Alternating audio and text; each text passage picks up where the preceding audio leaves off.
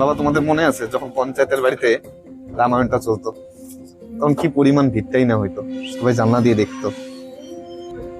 বাবা বাড়ি এসে পড়ছে, আসো মা আসো। দাদা কত টাকা হয়েছে?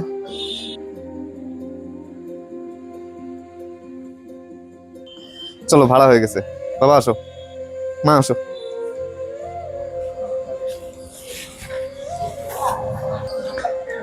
এই গলিতেই বাড়ি করছি, এই অল্প একটু গেলেই আমাদের বাড়ি। এই হচ্ছে আমাদের নতুন বাড়ি।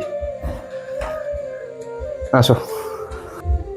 আসলে প্রথম বাড়ি তো, সবকিছু বেস্ট কোয়ালিটির লাগানো হয়েছে। এই দেখো না, টিভি, ফ্রিজ, ঘরের কালার।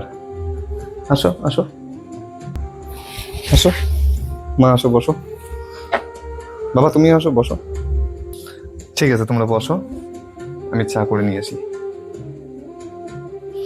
বাবা জানো, এখানে না কারেন্ট যায় না একদম।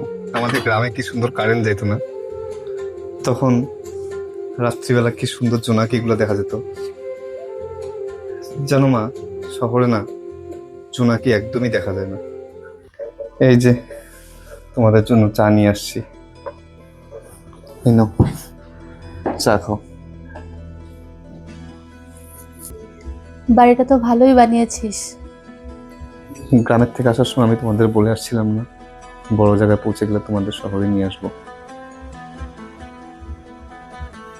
কিন্তু মনে হয় আমি খুব দেরি করে ফেললাম না মা। এখনকার সময়ে ছেলে মেয়েদের স্বপ্নগুলো পূরণ হতে অনেকটা সময় লেগে যায়।